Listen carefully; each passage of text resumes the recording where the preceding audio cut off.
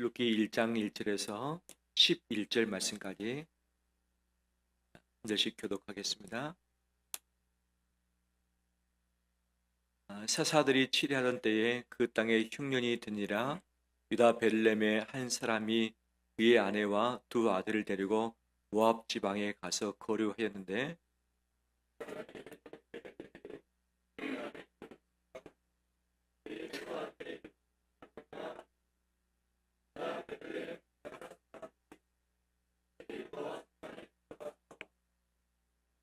나오미의 남편 엘리멜렉이 죽고 나오미와 그의 두 아들이 남았으며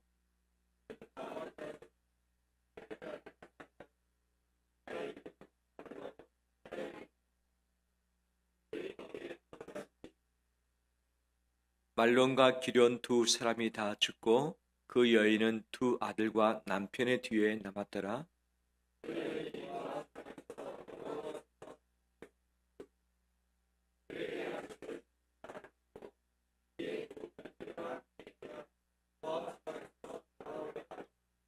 이동 곳에서 나오고 두 며느리도 그와 함께 하여 유다 땅으로 돌아오려고 길을 가다가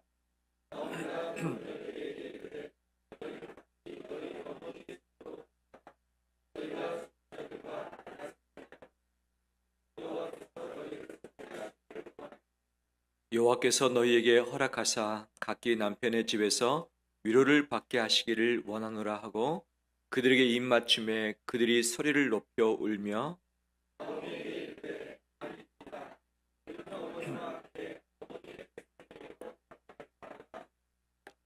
같이 읽겠습니다. 나오미가 이르되 내 딸들아 돌아가라. 너희가 어찌 나와 함께 가려느냐. 내 태중에 너희의 남편 될 아들들이 아직 있느냐. 아멘. 새해 복 많이 받으십시오. 예. 오늘 신년 감사 주일로 지키고 성찬식을 거행합니다. 첫 번째 단추를 깨는 것이 중요하고 첫 걸음이 중요합니다. 첫 걸음에 성공하신 우리 성도님들 52주 마지막 제주까지 주일 예배에 성공하길 원하며 주께 가까이 한 것이 복이란 말씀하신데 하나님이 챙겨주시는 복이 우리 성도들의 앞길 가운데 가득하길 소망합니다. 우리 옆에 분들 인사 나눌까요? 새해 복 많이 받으십시오.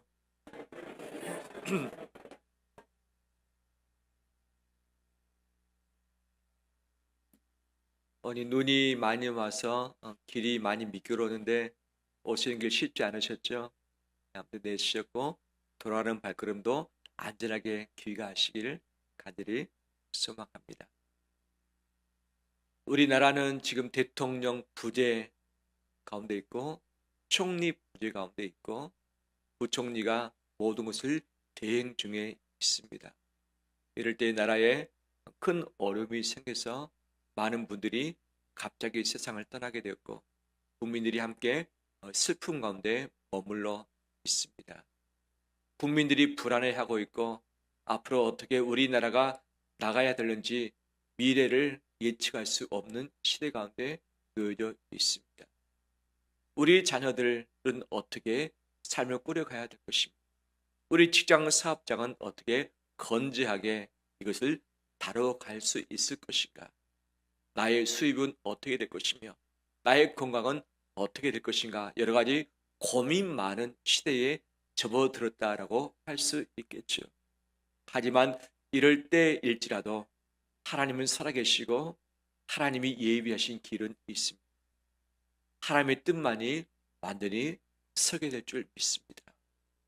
이럴 때 그리스도인으로서 무엇을 붙들고 가야 되는지, 무엇을 넘지 말아야 되는지 오늘 룻기서 말씀을 통해서 함께 살펴보길 원합니다.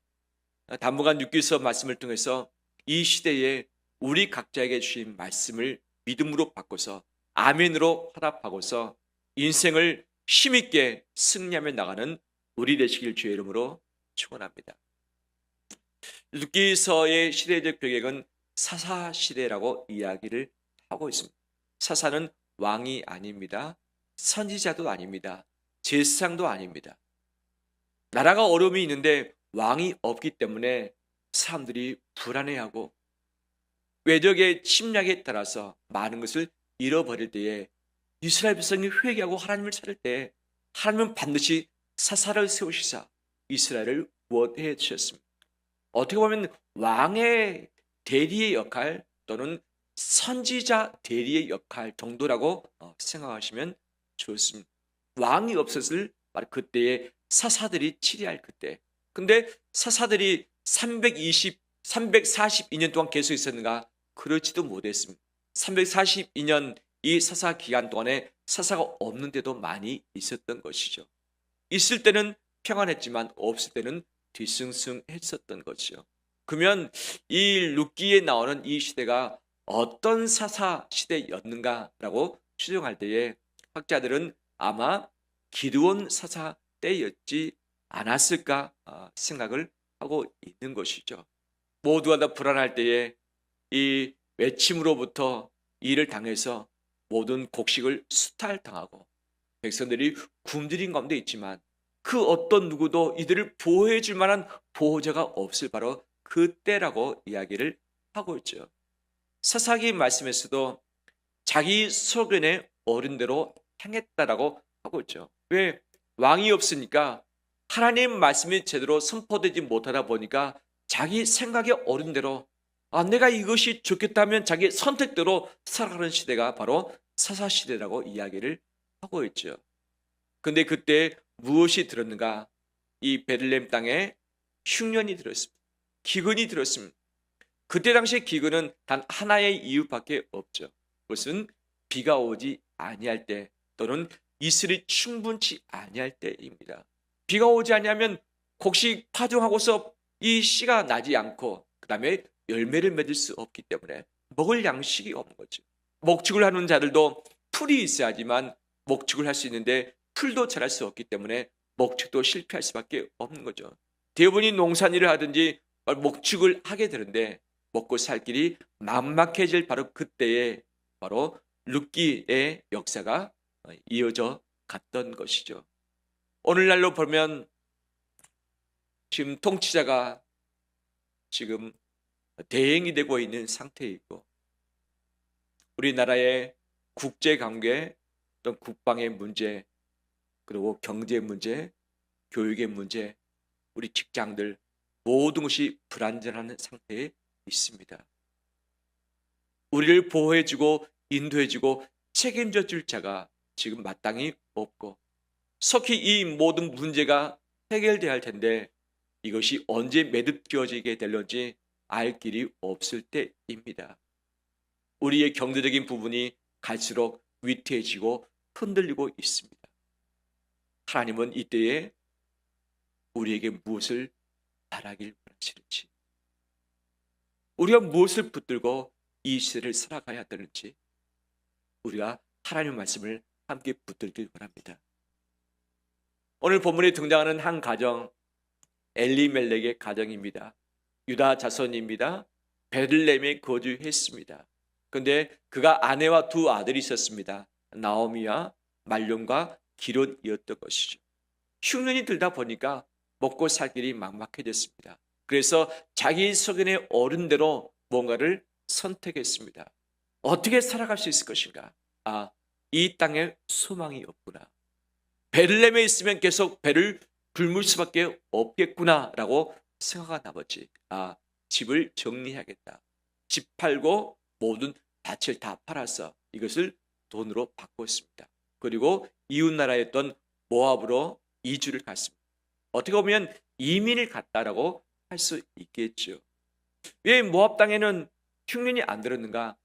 모압은 좀처럼 흉년이 들지 않는 동네입니다. 왜? 이 고지대에 있었기 때문에 온도 기온차가 큽니다. 그래서 비가 오지 않더라도 이슬이 충분히 적셔집니다. 그래서 농사가 되고 목축도 할 수 있는 것입니다. 가나안 땅은 기근이 들면 오래 들지만 이 모압 땅은 기근이 좀처럼 들지 않는 것이죠. 그래서 이 엘리멜렉 생각에 모압 땅에 가면 살 수 있겠구나. 지금 모든 재산 다 정리해가지고 가서 새 출발하면 되겠구나 라고 생각을 했던 것이죠. 어떻게 보면 인생의 신기류를 발견했던 것이죠. 바로 그곳에 가면 우리 인생 펼 거야. 내 아내 내 자식 더 행복해질 수 있을 거야. 가면 이 베들레헴보다도 더 돈을 좀 벌 수 있을 거야. 인생의 가능성이 더 많지 않겠는가라고 하는 그런 상상 하에 바로 신기르를 따라서 모압으로 이동을 했던 것이죠. 그럼 그곳에서 거주하면서 그의 꿈대로 이루어졌는가? 아니었습니다. 아니었습니다. 베들레헴도 힘들었지만 모압으로 간 다음에 그들의 삶은 더 고통 가운데 놓일 수밖에 없었던 것이죠. 엘리멜렉이 어떤 이유에 있었는지 간에 그가 갑자기 세상을 떠나고 말았습니다. 나오미 두 아들은 아버지 보고 남편 보고 따라왔는데 갑자기 남편이 사라지고 아버지가 사라졌어요. 이제 나오미라는 이 엄마가 두 아들을 책임져야 되는데 막막합니다. 그래도 가져간 재산이 있기 때문에 그 재산 가지고 버텨냈던 것이죠. 그리고 두 아들을 이제 결혼을 시켰습니다. 두 며느리를 받아들였습니다. 당분간 행복한 삶을 살 수 있기도 했었겠죠. 그렇지만 이것도 오래가지 못했습니다. 자식이 없는 상황에서 이 말론과 기론 두 아들이 세상을 갑자기 떠나고 말았던 것이죠. 아마 풍토병에 걸리지 않았는가 추정될 수도 있는 것이죠.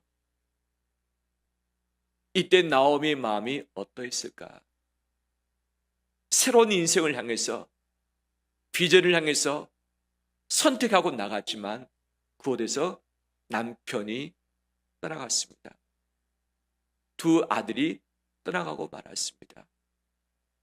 항공기 참사로 말미암아 가족들을 먼저 보내놓은 그 가족들, 유가족은 마음이 많이 찢어지고 있지요. 왜 나보다 먼저 가느냐 원망스러운 마음이 있을 수 있지만 먼저 떠나보낸 유족들의 마음은 죄스러운 마음이죠. 내가 떠나보기 전에 좀 더 잘해줄까? 너는 그 비행기 타지 않도록 했으면 좋았을 터인데, 그 여행 안 갔으면 좋았을 터인데 왜 이것을 허락했고 왜 이것을 보냈는가? 왜 미처 하고 싶은 말을 하지 못했는가? 남아있는 자의 고통과 아픔과 죄스러움이 지금 우리나라 국민의 마음인 것이죠. 나오미의 마음이 그러하지 않았을까 추정되어집니다.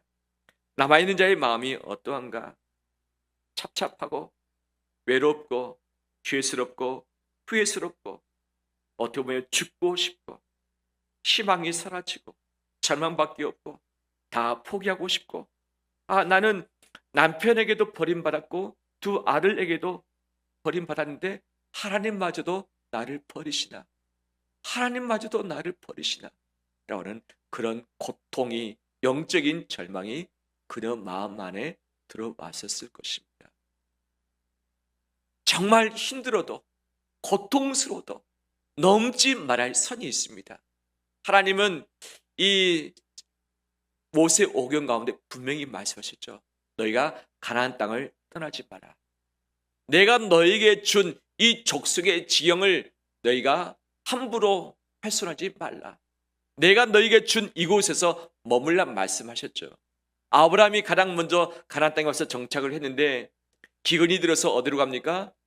애굽으로 갔습니다. 두 번째 기근이 들었을 때 어디로 갑니까? 블레셋으로 왔습니다. 그 다음 아들 이삭이 기근이 들었을 때 어디로 갑니까? 애굽으로 갔습니다. 그 다음 손주 야곱이 기근이 들었을 때 어디로 갑니까? 애굽으로 또 갔습니다. 하나님께서 애굽으로 가는 것을 원치 않으셨습니다.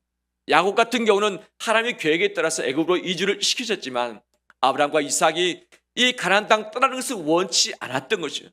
기근 때문에 먹고 살 것이 없으니까 어쩔 수 없이, 특히 목축업을 했던 그들, 풀이 없으면 모든 가축을 다 굶어 죽고 말기 때문에 가축을 살리기 위해서, 버텨내기 위해서 바로 이 농작물이 풍부한 나일강 주변에 바로 그곳으로 이주를 하려고 했었던 것이죠. 하나님의 섭리에 따라서 어떻게 다시 복귀는 했지만 바로 가나안 땅을 떠나는 것을 하나님이 원치 않으셨고, 가나안 땅을 떠나지 말라, 너에게 준 족속 지파의 지역 안에 머물러라고 명령하셨는데 힘들다 보니까, 어렵다 보니까, 먹고 살길이 막막하다 보니까 하나님의 말씀의 선을 넘어버렸던 것이 엘리멜렉의 선택이었던 것이죠. 분명히 좋아 보이는 것을 향해서 갔지만 그곳에서 지금보다 더 쓴 열매를 먹고 인생의 고통을 겪고 인생의 파란만장한 일을 당하면서 저 인생 밑바닥에 처박혀버린 것이 엘리멜렉의 가족 나오미의 인생이었다는 사실인 것이죠. 우리 인생이 힘들 때가 있어요. 우리 민족 국가 역시 마찬가지입니다. 아무리 힘들지만 넘지 말아야 할 선이 있습니다. 넘지 말아야 할 선. 하나님 그러면 이 선 안 넘으면 저는 죽습니다. 이 선 안 넘으면 저는 죽습니다. 그럴지라도 선 안에서 주님 의지하고 죽겠다는 마음으로 있는다면 그 영혼은 하나님이 책임져 주실 것입니다. 책임져 주실 것입니다.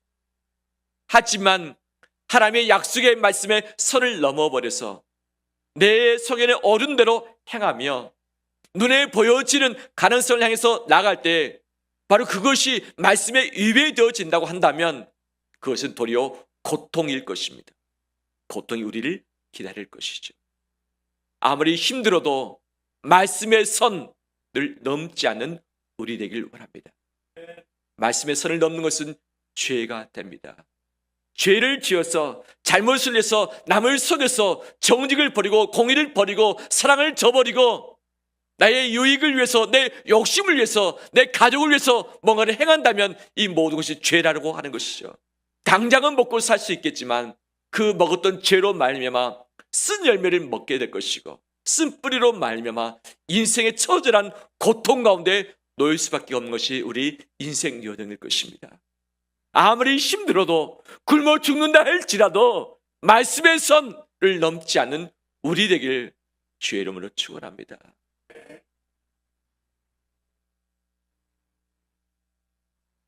뿐만 아니라 두 번째 살필 것은 육신의 배고픔, 사회의 어려움이 있을 때에 신경 써야 할 것은 영적인 굶주림 가운데 들어가서는 안 된다는 사실. 우리가 좀 덜 먹을 수 있고 배고플 수 있습니다. 경제적으로 좀 허덕일 수 있고 직장 사업장이 잘 풀리지 않을 수도 있습니다. 나라 전체가 그러면 나라에 속한 온 국민이 다 그렇게 살아갈 수밖에 없는 것이죠.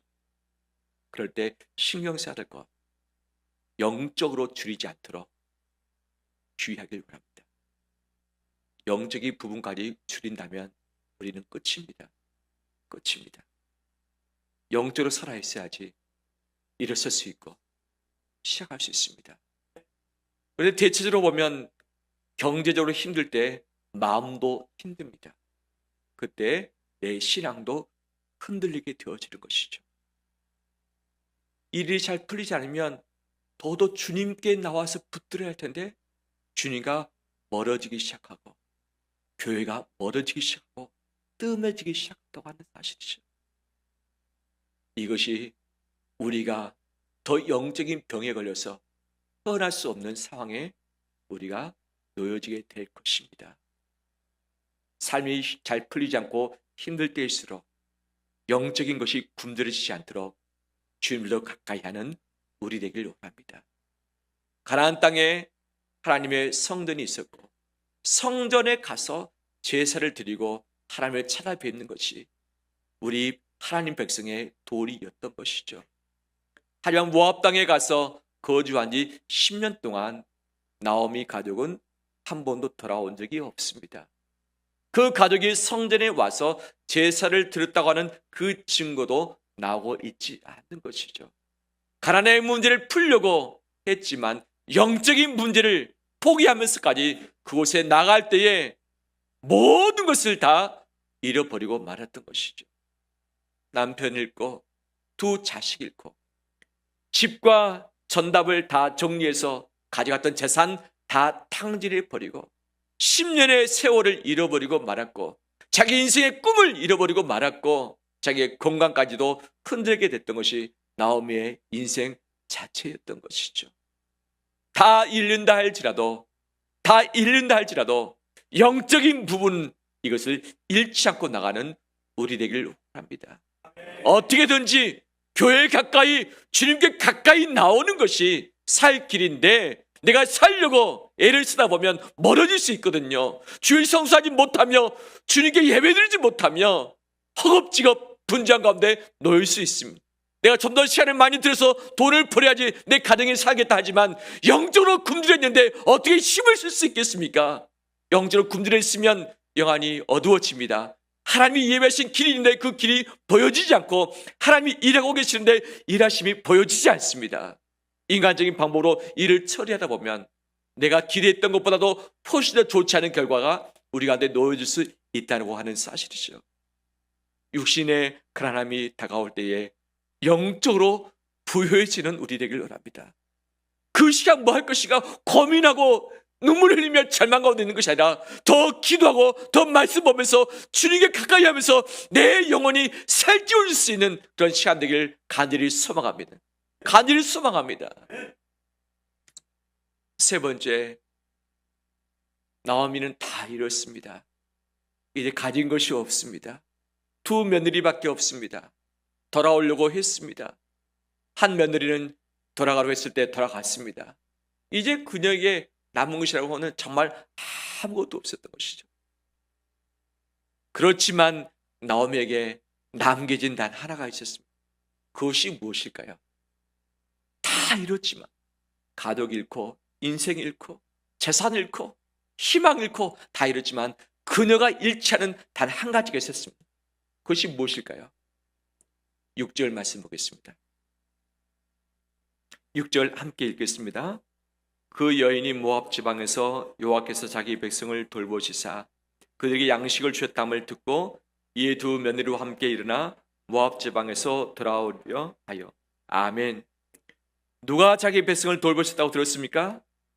여호와께서 멀리 모압 지방에 있지만 여호와께서 자기 백성을 그 베들레헴에서 돌보시다는 소식을 전해 들었습니다.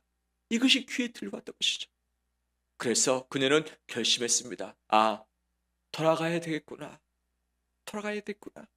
내 인생 이 모양 가지고 나를 알고 있는 내 고향에 다시 돌아가는 것은 정말 부끄러운 일이죠. 10년 전에 모두 다 청산하고 가면서 내가 잘 살겠다고 갔는데 다시 고향에 오면서 빈털터리 가지고 오는 것이 얼마나 부끄러운 일이겠습니까? 수치스러운 일이죠. 체면이 말이 아니죠. 하지만 그녀는 마음먹었습니다. 여호와께서 베들레헴에 계시지. 여호와께서 자기 백성을 돌보셨지. 내가 여호와께 돌아가면, 내가 고향에 돌아가면 여호와께서 내 인생을 다시 어루만져 주시겠지라고 하는 그 신뢰 같은 그 믿음, 모두 다 잃었지만 여호와만큼은 잃지 않고 여호와의 소식을 귀에 듣게 되었던 것이죠. 할렐루야. 이것이 그녀의 인생을 전환케 하였습니다. 우리 인생에 전환 기간이 필요합니다. 전환의 기회가 필요합니다. 우리의 기회 다 잃어버리고 이랬을 수 없겠다고 하지만 우리의 기회는 하나님이 주시고 하나님이 우리를 다시 일으켜 주실 줄 믿습니다. 인간의 기회가 아니라 여호와의 기회입니다. 여호와께서 일하실 때 그 기회를 붙잡는다면 다시 시작할 수 있습니다. 나오미가 여호와의 기회, 여호와의 때를 붙잡고서 돌아오기로 결심했던 것이죠. 남이 나를 어떻게 보든지 관계없이 여호와께로 돌아올 때에 하나님이 나를 살리실 거라고 하는 이 믿음 가지고 섰던 것이죠. 8절 말씀 보겠습니다. 나오미가 두 며느리에게 이르되 너희는 각기 너희 어머니의 집으로 돌아가라. 너희가 죽은 자들과 나를 선대한 것 같이 누가 여호와께서 너를 선대하시기를 원하며. 9절 말씀, 누가 너희에게 허락하사 여호와께서 너희에게 허락하사 남편의 집에서 위로받게 하시기를 원하노라 라고 하면서 이 두 며느리에게 말을 하고 있는 것이죠. 시어머니 나오미가 두 며느리에게 줄 수 있는 것이 무엇일까요? 아무것도 없었습니다. 그때 당시에는 계대결혼법이라는 것이 있습니다. 계대결혼법. 그래서 형제 중에 맏이 자식을 낳지 못한 상황에서 죽게 되면 둘째가 형수를 책임져야 됐습니다. 왜냐하면 대를 이어야 되니까. 그런데 이 나오미 집안에 아들 둘밖에 없습니다. 첫째, 둘째 다 죽고 말았습니다. 두 며느리가 시어머니하고 있다면 이제 자식을 얻을 수 있는 기회가 없는 것이죠. 나오미가 말합니다. 너희 돌아가서 새 인생을 살아라. 이때 뭐 한 입이라도 주고 보내야죠. 근데 가진 것이 없는데 무엇을 줄 수 있겠어요? 아무것도 없죠. 하지만 나오미가 두 며느리에게 누구를 줍니까? 여호와를 주고 있습니다. 여호와께서 너희를 축복하길 원하노라. 여호와께서 너희를 선하게 대하시길 원하노라 하면서 이들을 보내고자 하는 마음이 있었던 것이죠. 13절 말씀에서도 너희가 어찌 그들이 자라기를 기다리겠으며 어찌 남편 없이 지내겠다고 결심하겠느냐. 내 딸들아, 그렇지 아니하니라. 누구의 손이? 여호와의 손이 나를 치셨으므로 나는 너희로 말미암아 더욱 마음이 아프도다 라고 하면서 이 두 며느리에게 말하면서 여호와의 손이 나를 쳤다라고 자기의 비참한 것을 인정하면서 어떻게 보면 하나님께 회개를 하고 있는 것이죠. 내가 모압 땅에 성공해 보겠다고 왔지만 근데 이것이 하나님의 뜻이 아니었다. 선을 넘지 말아야 되는데 말씀의 선을 내가 넘어서 이곳에 왔다. 그러다 보니까 내가 모든 것을 다 잃고 말았다. 하나님이 나를 치시니까 내가 너무 아프다라고 하면서 바로 이 며느리들 앞에서 하나님께 회개의 마음을 가지면서 하나님이 내 인생을 통치하고 계신다는 것을 이야기를 하고 있는 것이죠. 베들레헴에 돌아와서 나오미가 뭐라 말합니까? 나를 나오미라 부르지 마라. 나를 마라 쓴 슬픔이라고 불러주라. 왜? 전능자가 나를 치셨고 전능자가 나를 괴롭게 하셨고 전능자가 나의 모든 것을 뺏어 가셨다. 내가 풍부한 가운데 갔지만 전능자가 나를 비워 돌아오게 하셨다라고 하면서 하나님께 회개함으로 다시 새 출발하고 있는 것들을 보게 되어집니다. 우리는 종종 내 뜻 때문에 내 계획 때문에 넘어질 때가 있고 죄를 지을 때가 있습니다.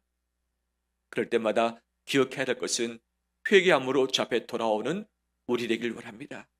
하나님이 용서 못할 죄가 없고 회개할 때에 하나님이 다시 긍휼을 베풀지 않을 죄가 한 명도 없습니다.